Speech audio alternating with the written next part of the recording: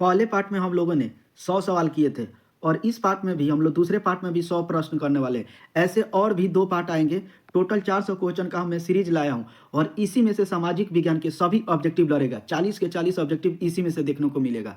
तो चलिए पहला सवाल आज का हम लोग शुरू करते हैं कि 1857 के विद्रोह का शुरुआत कहाँ से हुआ था। कहाँ से हुआ था? ऑप्शन ए कानपुर से, लखनऊ से, मेरठ से। कहाँ से हुआ था? तो मेरठ से हुआ था। ऑप्शन नंबर सी राइट हो जाएगा। चलिए आगे बढ़ते हैं।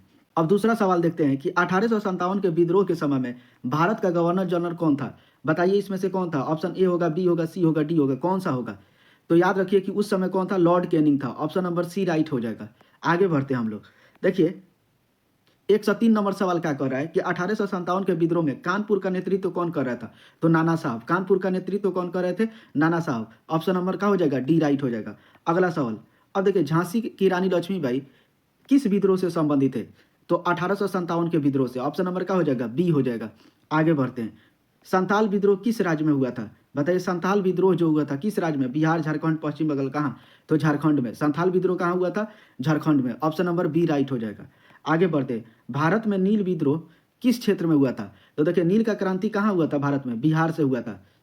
देखिए स्वराज मेरा जन्म सिद्धिकार है, यह नारा किसने दिया था? महात्मा गांधी? नहीं। सुभाष चंद्र बोस? नहीं जी। बाल गंगाधर तिलक? यहाँ यही हमारा क्या हो जाएगा? राइट आंसर हो जाएगा। आगे बढ़ते 108। देखिए 108 का है कि भारतीय राष्ट्रीय कांग्रेस की स्थापना कब हुआ था? क्या 1905 में? नहीं जी। 1890 में? नहीं। 1850? हाँ बिल्कुल राइट आंसर का हो जाएगा। 1885 में हमारा कांग्रेस की स्थापना हुआ था। अब देखिए कि कांग्रेस की स्थापना किसने किया था? अब ऑप्शन है दादा भाई नौरोजी? नहीं। एओ ह्यूम? हाँ यही किए थे। जो कांग्रेस की स्थापना किसके द्वारा किया गया था? एओ ह्यूम के द्वारा किया गया था।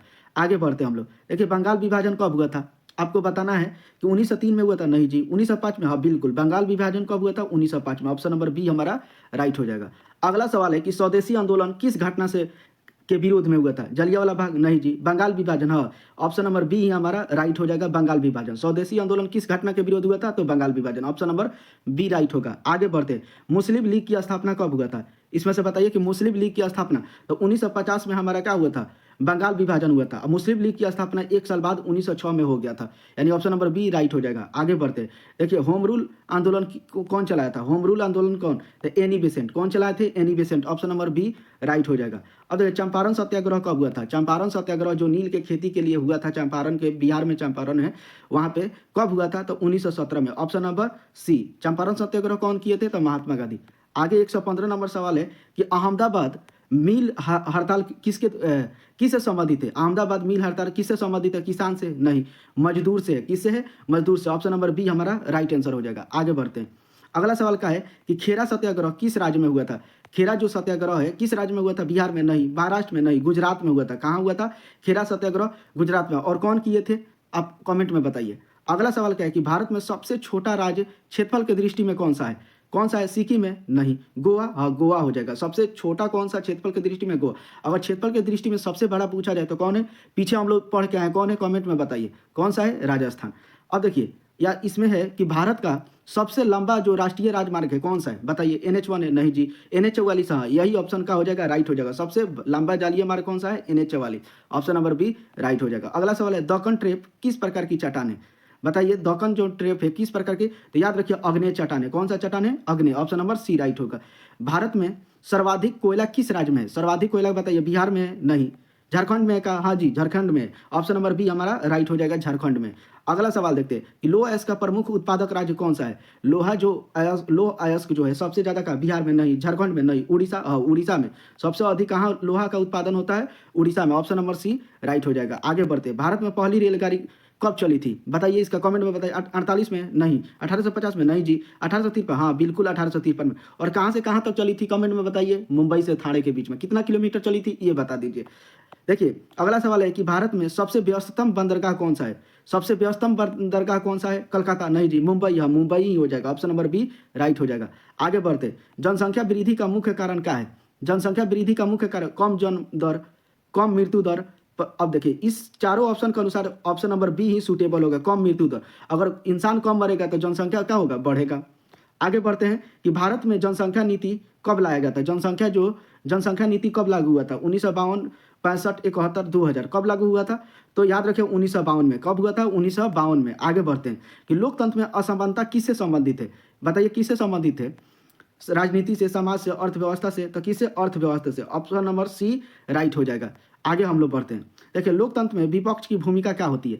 बताइए, जो लोकतंत्र में विपक्ष जो होता है उसका भूमिका का सरकार का चलाना, कानून बनाना? नहीं, नहीं जी, कानून बनाना नहीं। सरकार की आलोचना? हाँ, सरकार की आलोचना करता है। जो सरकार में जो अभी कौन से केंद्र सरकार में पीएम है और उनके विपक्ष का पार्टी के राहुल गांधी का है, तो वो क्या करती है? सरकार का क्या करते हैं? आलोचना। जो भी गलत गलत काम करेंगे, चाहे जो उनको अच्छा नहीं लगेगा, उस पर क्या करती है? विपक्ष का आलोचना करती है। अगला सवाल क्या है कि भारत में एक दलीय शासन किस देश में है? देखिए भारत में ना होगा यार, एक दलीय शासन देश कौन सा है? तो वो चीन हो जाता है। एक दलीय बाहर, भारत में कौन सा है? बहुदलीय शासन व्यवस्था है। भारत में कैसा शासन है? बहुदलीय।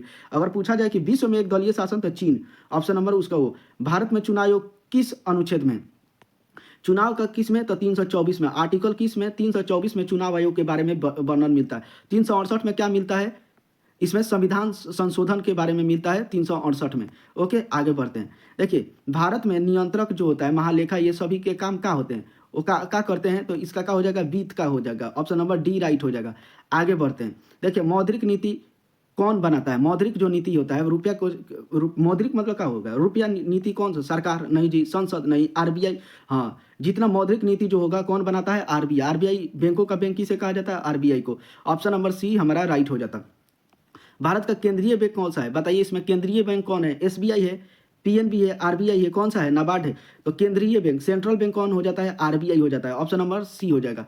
आगे बढ़ते हैं। विदेशी व्यापार का अर्थ क्या होता है? बताइए, विदेशी व्यापार का अर्थ क्या होता है? इसमें से देश के अंदर का व्यापार नहीं, इसको देश के अंदर विदेशी थोड़ी ना, दो राज्यों के बीच में नहीं, देश के बीच व्यापार। हाँ, विदेशी व्यापार का मतलब क्या होता है? जैसे अमेरिका हो गया, भारत हो गया, चीन हो गया, इन सभी के बीच में व्यापार होगा, उसी को क्या कहा जाता है? विदेशी व्यापार। आगे बढ़ते हैं। निर्यात का अर्थ क्या होता है? निर्यात का अर्थ क्या होता है? एक आता है आयात, बाहर से माल मंगाना? नहीं, इसका मतलब होता है आयात, बाहर माल भेजना, यही होता है निर्यात। ऑप्शन नंबर बी हो जाएगा। अब देखिए अगला सवाल है। देखिए आगे ना, आयात का अर्थ क्या होता है? आयात का बाहर से माल मंगाना, इसको क्या कहा जाता है? आयात। ऑप्शन नंबर क्या हो जाएगा? ए इसका हो जाएगा। आगे बढ़ते। उपभोक्ता जागरूकता ये कब मनाया जाता है? जो उपभोक्ता जागरूकता दिवस कब मनाया जाता है? तो 15 मार्च। याद रखिए, ये फैक्चुअल सवाल है कि उपभोक्ता जागरूकता दिवस कब मनाया जाता है? 15 मार्च। आगे हम लोग बढ़ते हैं कि एमआरपी का पूरा नाम क्या है? एमआरपी जो है उसका पूरा नाम क्या होता है? तो याद रखिए, maximum retail price. Maximum retail price option number A हो जाएगा। एमआरपी का फॉर्मूला याद रखिए कि उसका पूरा नाम क्या होता है? तो मैक्सिमम रिटेल प्राइस। अब देखिए भारत में सहकारी आंदोलन का उदाहरण क्या है? बताइए, सहकारी आंदोलन। निजी बैंक नहीं, सरकारी बैंक नहीं, अमूल, यही हो जाएगा हमारा सहकारी आंदोलन का उदाहरण। आगे हम लोग बढ़ते हैं। सूचना अधिकार अधिनियम कब आया था? सूचना अधिकार अधिनियम कब लागू हुआ था? 2000 में, 2003 में? नहीं, 2003 में नहीं, 2005। 2005 में सूचना अधिकार अधिनियम कब? 2005 में आया था। ऑप्शन नंबर सी राइट हो जाएगा। आगे हम लोग बढ़ते हैं। देखिए भारत में सबसे बड़ा सार्वजनिक क्षेत्र का बैंक कौन सा है? सार्वजनिक क्षेत्र का बैंक कौन सा है? पीएनबी नहीं, बीओएसआई, बैंक ऑफ इंडिया, ये भी नहीं हो, एसबीआई है। एसबीआई जो होता है, option number C right answer हो जाएगा कि भारत का सबसे सार्वजनिक क्षेत्र कौन सा बैंक होगा? एसबीआई होगा। आगे देखिए क्या कह रहा है कि सामाजिक न्याय का अर्थ क्या होता है? सभी के समान अवसर, केवल अमीरों का अवसर? नहीं जी, केवल गरीबों के, ऐसा बात नहीं है। केवल सरकार के अधिकार? ऐसा बात नहीं है। यानी सबसे सुटेबल आंसर कौन हो जाता है? ऑप्शन नंबर ए, सभी के समान अवसर।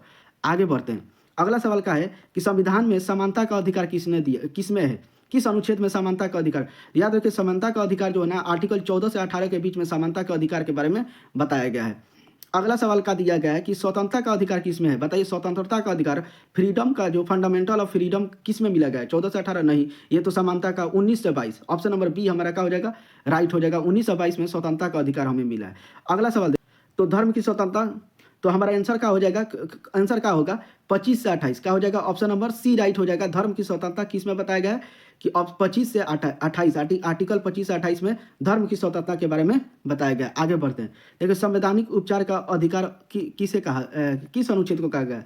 तो आर्टिकल 32। और आर्टिकल 32 को ना भीमराव अंबेडकर को संविधान का आत्मा भी कहा जाता है, आर्टिकल 32 को। तो यह बहुत ही इंपॉर्टेंट है। संवैधानिक उपचार का अधिकार अनुच्छेद किस में है? तो आर्टिकल 32 याद रखिए। और कोई पूछे कि संविधान का आत्मा किस अनुच्छेद को कहा जाता है? तो आर्टिकल 32 को ही कहा जाता है। आगे बढ़ते हैं।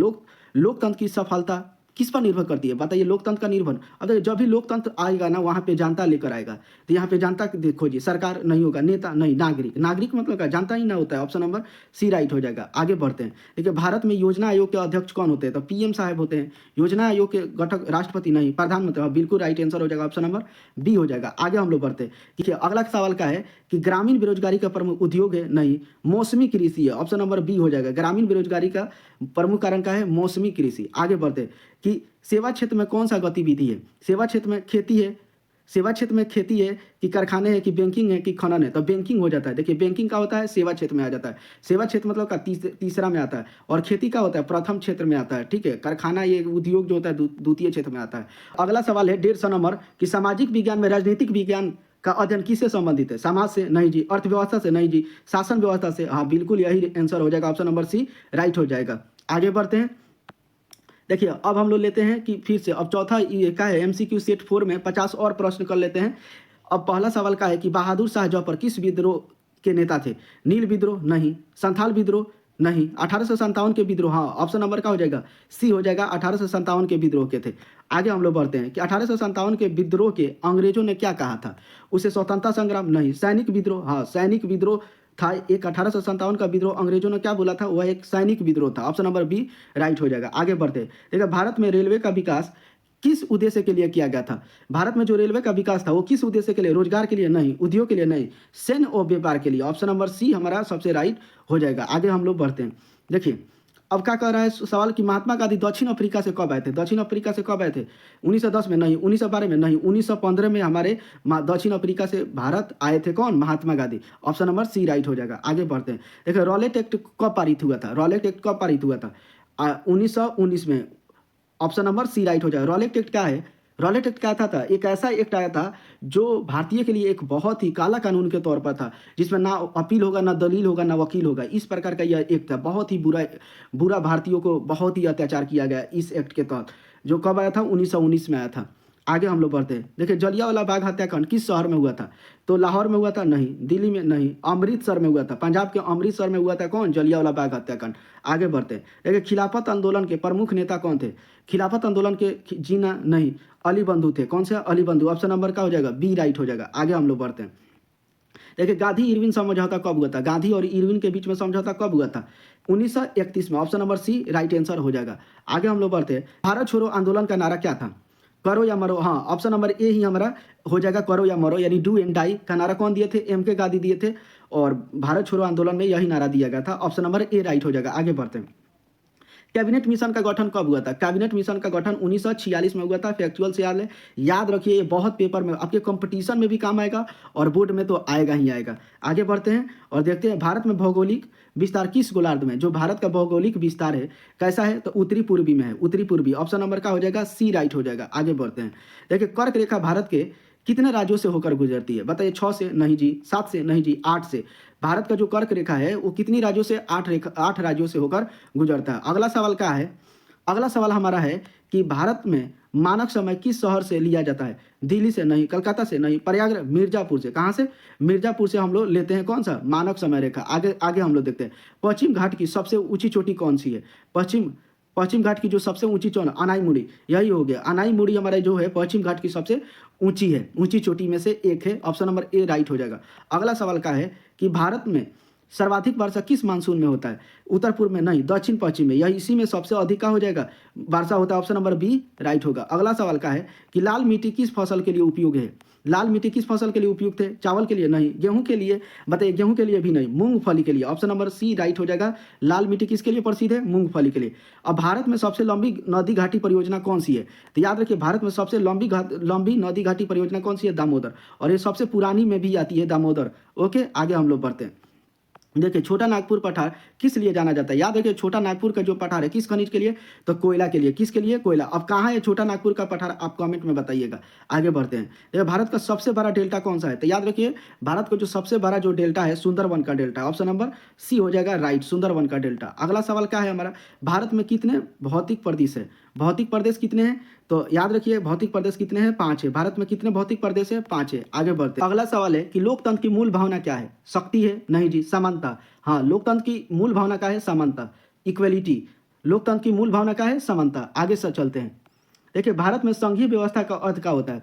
भारत में जो संघीय व्यवस्था है उसका अर्थ क्या है? एक सरकार नहीं, 2 स्तर की सरकार। जैसे ऊपर में क्या है? केंद्र सरकार, नीचे का है राज्य सरकार। तो संघीय व्यवस्था का मतलब क्या हुआ? 2 स्तर की सरकार। ऑप्शन नंबर बी राइट हो जाएगा। अगला सवाल क्या है? भारतीय संविधान का सबसे लंबा भाग कौन सा है? तो राज्य का नीति निर्देशक तत्व यही है, डीपीएसपी। कौन सा है? डीपीएसपी हमारा क्या है? भारतीय संविधान का सबसे लंबा भाग है। ऑप्शन नंबर बी राइट हो जाएगा। आगे बढ़ते हैं। राज्य सूची में कितने विषय को रखा गया है? देखिए, 66 है, 57 है, कितने? 61। तो 61 ही हमारा राज्य सूची में कितने विषय को रखा गया है? 61 को रखा गया है। आगे हम लोग बढ़ते हैं। देखिए, समवर्ती सूची में कितने विषय को रखा गया है? समवर्ती सूची में कितने विषय को? तो याद रखिए, समवर्ती सूची में कितने? 52 में रखा गया है। विषय है, कितने विषय है? 52 है। सबसे पहले जब समवर्ती सूची बनाया गया था उस समय कितने विषय थे? 47 थे। लेकिन अभी वर्तमान में कितने विषय हैं? तो 52 है, याद रखिएगा।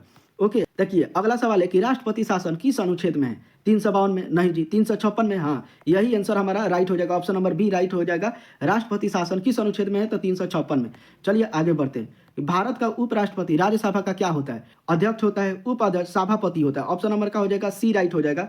भारत का जो उपराष्ट्रपति राज्यसभा के पद पर क्या हो जाता है? सभापति होता है। अगला सवाल देखते हैं। अगला सवाल क्या है कि लोकसभा का अधिकतम सदस्य कितने होते हैं? 500? नहीं जी। 525? नहीं जी। 545? हाँ, यही आंसर राइट हो जाएगा। Option number C. आगे हम लोग बढ़ते हैं। देखिए, उच्च न्यायालय का न्यायाधीश किसके द्वारा नियुक्त किया जाता है?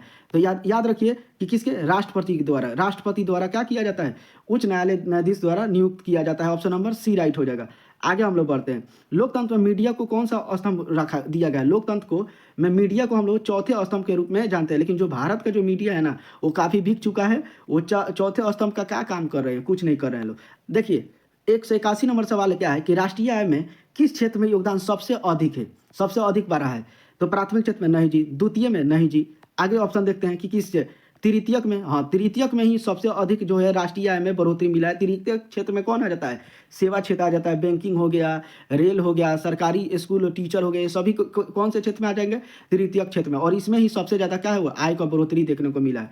आगे बढ़ते हैं। मानव पूंजी का अर्थ क्या होता है? धन, मशीन, शिक्षा और स्वास्थ्य। देखिए, मानव पूंजी का अर्थ क्या है? शिक्षा और स्वास्थ्य। लेकिन बढ़ते हैं। गरीबी रेखा का निर्धारण किस आधार पर होता है?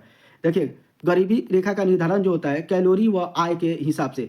कैलोरी और आय का मतलब क्या होता है? यानी एक दिन में कोई कितना कैलोरी भोजन करता है और उसका पैसा कितना है, इसके हिसाब से हम लोग गरीबी रेखा का निर्धारण करते हैं। अगला सवाल क्या है कि भारत में बेरोजगारी का प्रमुख कारण क्या है? औद्योगिक। देखिए, औद्योगिक होगा तो बेरोजगारी होगा? नहीं जी, ये तो नहीं होगा। मौसमी, हाँ, मौसमी ही हमारा क्या हो जाएगा? प्रमुख बेरोजगारी का प्रमुख कारण होगा। ऑप्शन नंबर बी राइट हो जाएगा। चलिए आगे बढ़ते हैं। अगला सवाल हमारा कह रहा है कि असंगठित क्षेत्र का उदाहरण कौन सा है? असंगठित क्षेत्र का उदाहरण कौन है? बैंक? नहीं जी।